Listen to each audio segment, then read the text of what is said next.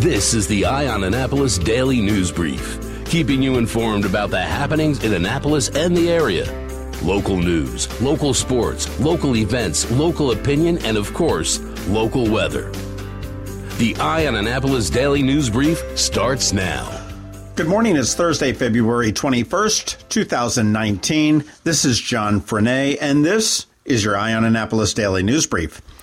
Scary story out of Silver Spring. A U.S. Coast Guard lieutenant who has self-identified himself as a white nationalist has been arrested after federal investigators uncovered a cache of weapons, and they claim he had planned to launch a massive domestic terror attack targeting politicians. Christopher Paul Hassan of Silver Spring has been arrested and is expected to appear before a federal judge for a detention hearing later on today. Hassan had been working at the U.S. Coast Guard headquarters in Washington, D.C. since 2016. He served in the Marine Corps from 1988 to 1992 and also in the Army National Guard for about 2 years in the mid-90s. He had been studying a 1,500-page manifesto of right-wing terrorist Anders Behring Breivik, who unleashed 2 attacks in Norway in 2011 that killed 77.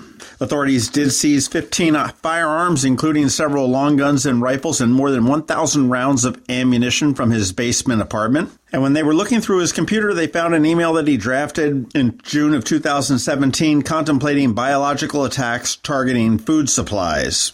Other recent internet searches were, what if Trump illegally impeached? Best place in D.C. to see Congress people? Where in D.C. do Congress live? Civil war if Trump impeached, and Social Democrats USA. I think we may have averted something very, very tragic there. On Tuesday night at about 6:15, Anne Arundel County Police responded to the Central Avenue East and Lock Haven Road in Edgewater for a single vehicle accident. There they found a Nissan Maxima who was operated by Frederick Stevens of Edgewater, had crashed after traveling eastbound on Central Avenue. He failed to negotiate a curve, lost control, and struck a tree. The passenger in his car, who has not been identified as anyone other than a 22-year-old female from Edgewater, was flown to shock trauma with life-threatening injuries. Stevens, the driver, was uninjured and refused to be transported. Police say that the preliminary cause of the crash is the driver failing to remain in the single lane, but they do say that speed and alcohol appear to have contributed. Yesterday, Ann Colt-Litis, the Anne Arundel County State's Attorney, announced that Michael Blair Gauthier, 38, of Arnold, has pleaded guilty and was sentenced to 8 years for automobile manslaughter by Circuit Court Judge Ronald Silkworth. Back in April of 2018, Anne Arundel County Police responded to a call for a pedestrian struck on Andrew Hill Road and Bay Green Drive in Arnold. They found Gauthier unconscious with a crack pipe in his hand in his Chevrolet work van, which had crashed into the woods on Bay Green Drive. They say he drove off the road at the intersection and struck 12-year-old Matthew Murphy, who was walking on the sidewalk with his mother and his younger brother. Matthew was flown to Hopkins Children's Center, and he died as a result of his injuries. Toxicology reports confirmed the presence of cocaine in Gauthier's bloodstream. A test of the pipe revealed that it did contain cocaine residue, and Gauthier himself made statements that he decided to smoke cocaine in his vehicle to avoid doing so at his own home that he shared with his young son. Ultimately, he was sentenced to 10 years in prison, with 2 of them suspended and 5 years of supervised probation upon release. Something that I didn't know, and good job on the Baltimore Sun for digging this up, but apparently Anne Arundel County has been asking victims of sexual assault to waive their rights to an investigation, which basically says, that's okay, you don't need to investigate it, or I don't want you to. Chris Trumbauer, who works for the county executive in Anne Arundel County, told the Capitol that Chief Altamar was told on Tuesday to end that practice. Now, the Sun reported on Tuesday that Baltimore area police departments prompted sexual assault victims to waive investigation rights more than 200 times in 2018 and 2017. Trumbauer said that Anne Arundel County Police have used waivers for at least 2 decades. That's just absolutely crazy. Moving over into the State House, a measure to enable Maryland residents to select an unspecified gender on their driver's license has advanced in the state Senate. Senators gave the measure the nod yesterday, and the bill requires that the application for a driver's license to now include identity as a male, a female, or unspecified. If an applicant identifies as unspecified, the MVA has to display it on the license as an X. And the measure also prohibits the MVA from requiring the applicant to provide proof of gender or from denying an application because the sex selected by the applicant doesn't match the sex displayed in person or on any other documents that may be associated with the applicant. California, Colorado, Minnesota, Maine, and Oregon are the other states in the country that allow the X gender. And here's a slippery slope. Those 23andMe DNA kits. After police have used one of those databases to arrest a man suspected of being the Golden State Killer, now Delegate Charles Snyder of Baltimore County is proposing a law that would prohibit the use of a familial DNA database for the purpose of crime solving. This is House Bill 30 and is sponsored by Delegate Snyder of Baltimore County, and he's looking to prohibit searches of consumer genealogical databases for the purpose of identifying an offender in connection with a crime through their biological relatives' DNA samples. Back in the Golden State Killer, Joseph James D'Angelo was arrested in connection with the crimes dubbed the Golden State Killer in California. He was ultimately charged with 13 counts of murder and 13 counts of kidnapping by police after they uploaded DNA from the crime scenes to a searchable open database where several of his distant family members had also uploaded their genetic profiles. So it's kind of an interesting web that we unwittingly weave by submitting our own DNA to these 23andMe and Ancestry.com databases that police can access to solve crimes. Not sure how I feel about that. But I do know how I feel about Thursdays. And Thursdays means we've got Trevor with the Annapolis Makerspace, and he's here with your Annapolis Makerspace Maker Minutes. We also have George Young with your local DMV weather forecast coming up. But before we get that, just a reminder, please check out that first link in our show notes. You want to check out all the different ways that you can get in touch with us. And you want to make sure that you listen to the Maryland Crabs today at noon because it's a good one with Connie Del Signore from Visit Annapolis in Anne Arundel County. And we talk all about that Airbnb quote-unquote tax that may be coming down the line. That is about it for the news today. Give us a recommendation and a review if you're someplace where you can do that. And tell your friends about us. We would appreciate that. Hang tight. We have George Young coming up right after this message from the Annapolis Spring Home and Garden Expo.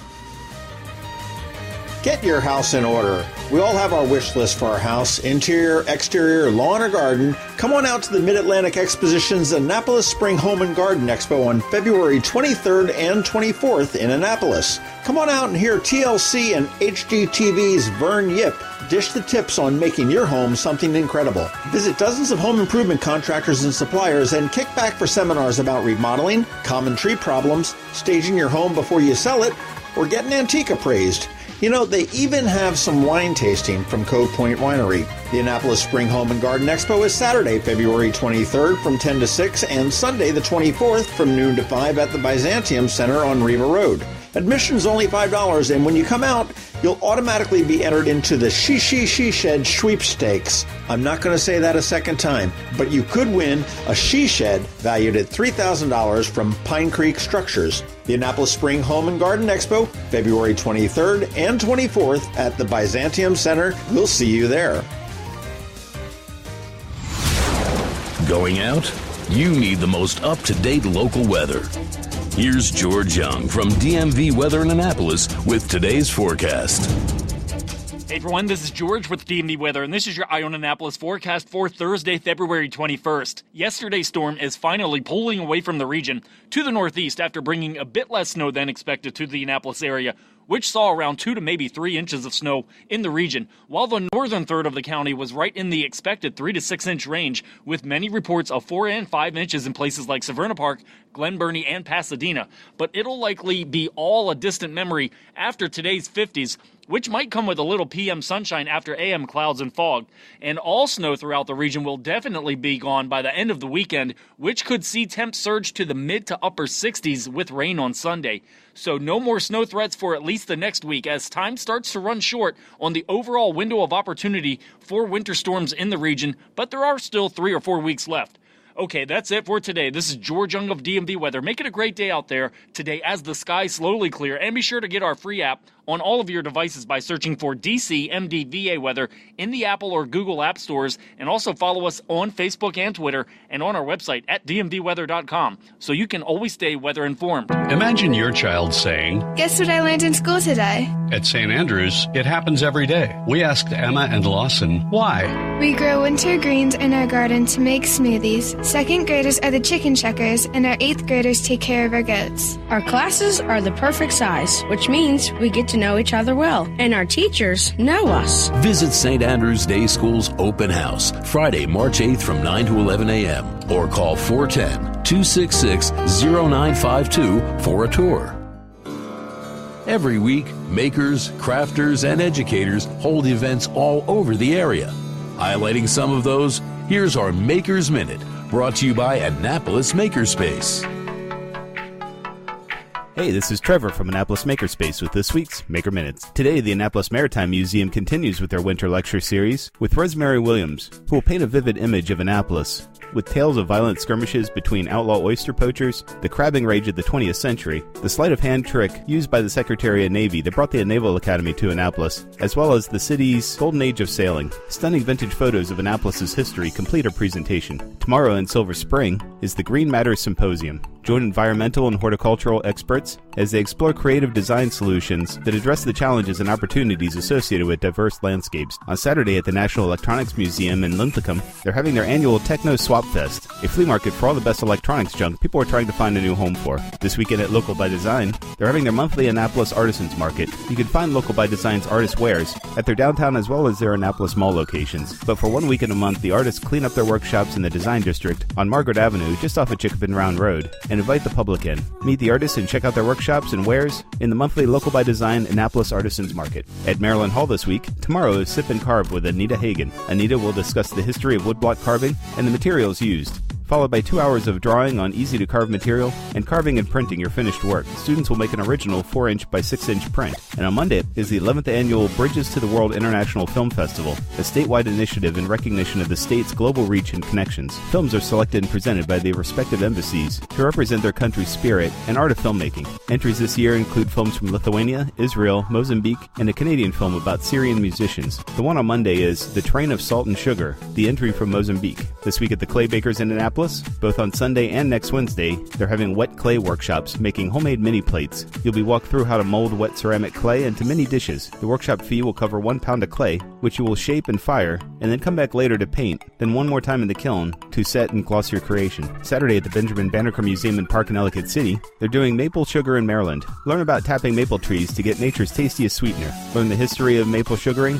and taste the sticky treat for yourself. Also note that Oregon Ridge Nature Center is also doing a maple sugaring thing today through Sunday. At the Anne Arundel County Public Library System this week, on Saturday in Crofton, they have a class on starting seeding indoors. Join Master Gardener Allison Rowland as she gives practical advice on starting seeds indoors. Also on Saturday in Crofton is a science fair for young scientists of the future, put on by members of the National Science Honor Society from Arundel High School. And also at the library this week, today at the Aceport Annapolis Neck Library is STEM Challenge Thursdays, and on Saturday on Mountain Road, they're building with Minecraft, and Monday at the Maryland City at Russet Library, they're doing Building Challenge, which is building with Legos. Saturday at Unallocated Space in Severn, they're having their regular Epic LAN party. From noon to midnight, a good old-fashioned LAN gaming party, with classics such as Doom, Quake, and Descent, to new favorites such as Evolve, Left 4 Dead, and more. This week at Annapolis Makerspace, tomorrow we're having our first sewing meetup. If you're interested in sewing and other fiber arts, either as an experienced practitioner or a total newbie, come on out, hang out, socialize, hear about different techniques and machines. We'll have a few on hand, including traditional sewing machines, as well as sergers, embroidery machines, and more.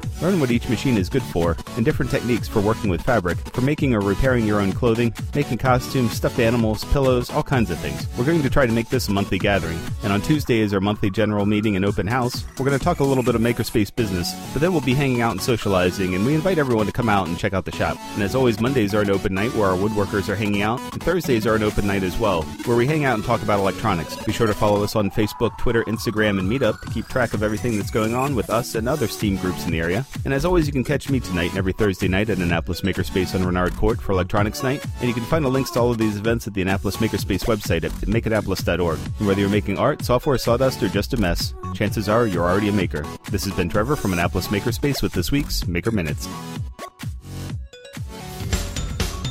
You've been listening to the Eye on Annapolis Daily News Brief. Tell your friends and colleagues this is the podcast where you can keep up on the latest with what's going on in Annapolis. And also tell them about our website, eyeonannapolis.net, where you can find even more information. This podcast comes to you every Monday through Friday at 7 a.m., keeping you informed with the Eye on Annapolis Daily News Brief. And take a moment to listen to our other podcast, The Maryland Crabs, released every Thursday at noon.